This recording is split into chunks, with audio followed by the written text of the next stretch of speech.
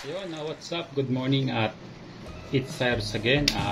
Magbibigay naman sa inyo ng another tips at ideas sa inyong pamimingwit or pagpipishing. Yan. Usapang fishing tayo dito sa freshwater fishing muna. Ayan. Dahil mas madalas nasa freshwater tayo sa mga lake, ilog. Bali, yung pag-usapan natin ay yung pain na BSF or yung Black Soldier Fly. Ayan. Kung gaano, kung napalaki, nakita nyo sa thumbnail natin sa ating intro. Thumbnail ay halos 20 peso coin. Yan. Bali, una-una pala sa lahat, pasintabi muna sa mga subscriber ko dyan at mga manonood na medyo hindi or mahina yung sikmura sa mga ganitong video. Yan. Pasintabi lang po ha. Pwede nyo na pong skip or manood kayo ng other video. Yan. Hindi para to sa mga ako sa mga gantong kind ng pamain or gantong video. So skip nyo na or change video na kayo. Marami naman ng video dyan eh. Kaya panoorin nyo lang. Yan. Shoutout pala sa ating mga anglers dyan. At ayun, bali, ang usapan natin na yung Black Soldier Fly. BSF bait ko pa naging halos 20 peso coin na siya. Bali, nung una pa lang nabili ko siya ay ganito pa lang siya kaliit. Halos, ayun o. Purina lang, pellet ng manok. Ganyan lang siya kalaki halos. Ayan. Nambili ko siya. Halos isang buwan na rin to. Kaya, yun, matagal na iba nga. Kanina, ano na ako, segregate na mga maitim na at yung mapuputi. At ito na yung mga segregate ko. Ayan. Ayan. Puputi pa yan. Nagmumoist lang sila kasi wala pa ako nilalagay na purina. Mamaya at nilalagyan to ng purina or pellets. Malalaki yan, halos 20 peso coin na to. So, ang tips natin kung paano siya mapalaki ng gantong kalaki. Yan, magbibigay natin ng tips. Una, syempre binili ko nga siya, napakaliit lang niya, halos ganun lang siya kalaki, butil ng purina at pellet. Yan. Ngayon ay lumaki na siya ng halos 20 peso coin, yun nga. At hindi lang yun, ano na to halos may git isang buwan na. Nabilito ko to kay ang president ng grupo namin ng BSF Angler na si Chris Wesley. Yan, alam niya ni Wesley. Shoutout sa Master Wesley. Dahil alam kong ito pa yung huli kong nabili sa'yo na mga Black Soldier hanggang ngayon ito malalaki na. At nakagandahan nga doon sa malalaking pain. Diba? Ayun nga. Mas maganda, mas tipid pag malalaki. Pero paano natin mapapatagal lang ganun katagal itong ating BSF? Simula nung more than 2 weeks, so yan, halos more than a month na pala to. Diba? Kaya hindi ka naman malaging namimingwit o namimiwas. Anong mga tips na pwedeng gawin kung paano ko to magpalaki ng gatang kalaki? Una ay itong container. Pagkabili nyo ng BSF, humarap na agad na malaking container. Yan. Kahit isang taka lang yan, ganitong kalaking container, maganda na. Tapos lagyan nyo ng butas. Kasi ano to eh, gumagapang kahit gaano siya kadulas yung jar or yung lalagyanan nyo, gagapang at gagapang to at pwede siya makatakas. So, advice ko yan, lagyan nyo ng maliliit na butas. Yan, ito yung advice number 1 para lumaki yung Black Soldier Fly nyo, itong lalagyanan. And pagka-bili ko ng BSF or ng Black Soldier Fly na to, nilalagyan ko agad siya ng purina. Yung pellet na yan. Dry lang, then wiwisikan ko ng tubig. Kaya nasa ibabaw na siya, nandito na puno natin ng pellet. Wiwisikan ko lang. Hindi siya yung basang-basa. Yan, para may moist lang siya, wiwisikan ko.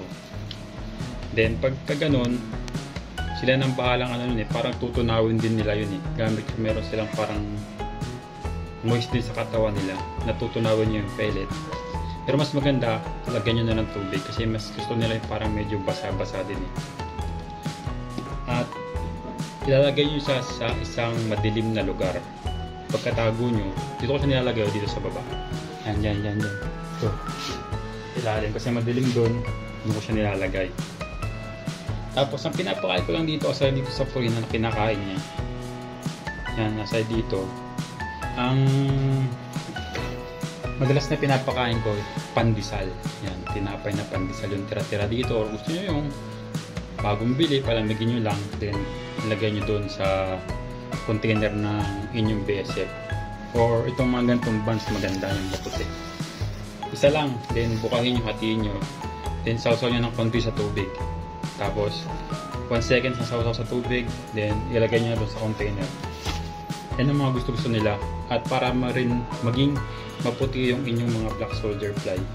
Tingnan nyo mga ano to, more than a month na, pero tingnan nyo kung gaano siya kapuputi pa. Nag-segregate lang kasi ako kaya medyo madumi na siya. Pero pag nilagyan ko ulit siya ng purina mamaya, yan, ano na siya, babalik na yung kakulay niya ng halos yung ito, yan, mga pellets niya. Hindi mo siya maputi, halos ganito na yung kulay niya mamaya pag nalagyan natin siya nito. Then ito pala yung kanyang ano, alam niyo yan, hindi tayo magkakabit ng kahoy ha. Pag mga angler, makikita niya may ganito, alam niyo na yan, lagayin ng pain kasi magaan, sinasabit niya sa net. Hindi ko na nga nagagamit yung aking isa yung ginawa ko sa bao kasi mabigat. So ito na lang, diba? Ito yung pinakita ko pala sa inyo, yung isa, yung ito na yung itsura niya pag naano na siya. Ayan o, nagiging black na siya, na separate na siya kanina Magyano na siya, magiging larva na. So continue na to sa stage ng pagkakaroon ng pakpak. Magiging larva, parang paro-paro. Then magkakaroon na siya ng pakpak. Take note itong black soldier na to sa mga mamimiwas dyan, ay sa mga nanonood ng channel ko, ito ay hindi namin basta-basta kinukuha o pinupulot. Ito ay naalagaan at binibili namin sa mga nag-agriculture kasi ito pinapatukan nila ito sa mga manok. Yan. Pati itong black soldier fly na to, maganda ang nadudulot niya dito sa cycle ng ating ecosystem or dito sa environment natin. Hindi gaya siya ng isang langaw iba to. Iba to sa langaw na akala nyo yung langaw na nadapo lang sa bahay. Iba to kasi ito ay binibili, inaalagaan to. Then yung mga farmers, pinapatok ito sa mga manok. So nakakabili kami ng isang takal, siguro mga isang takal ng sardinas, 50 pesos na yun. Maliliit pa yun, ganito lang yung kalita. Gabutil ng pellet. Yan. Then after that, pagkabili namin, yun nga, sabi ko na sa inyo, yan ang tips sa inyo. Una, lagyan nyo sa isang malaking container. Pagkatapos, lagyan nyo ng purina. Pagkalagay nyo ng purina, whiskan nyo ng tubig nang mabasa lang. Then pag nabasa siya, pwede nyo siyang hindi mo na pakainin, or pwede nyo na rin lagyan ng pagkain gaya ng pandesal or mga tinapay. Then saka nyo tatago sa isang napakadilim na lugar. Para doon lang siya, kahit iwanan nyo ng matagal, hindi kayo mag-aalala. Pati matagal siyang maging black. Tingnan nyo, malaki na siya. Halos 20 pesos coin na maputi pa. At ito ay more than 1 month na. At itong pain na to, huwag kayo kasi nung, di ba, nag-abroad nga, nagbabarko ako. Yung mga naniniwas sa Europe part or sa Italy, ang mga pain nila ganito rin. Ito yung ginagamit nila sa salt water, sa dagat, pag namimiwas sila. So isang hook lang siguro, then single hook, swivel, then sinker. Yun lang. Tapos sa mga pamingwit nila doon, napakahaba. Shore sa shore fishing. Gamit ang ganitong kinds ng lure or bait.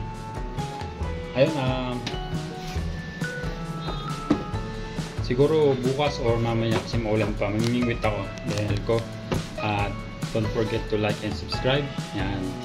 Hopefully, share nyo rin itong video na to para may matutunan sila sa nating fishing tips na idea, di ba? Ayun, shoutout sa ating mga anglers dyan, sa BSF Anglers. Shoutout sa inyong lahat at sa mga subscriber ko. And please don't forget to like and subscribe. So see you soon sa mga next nating video. Hanggang sa muli. Kita-kits!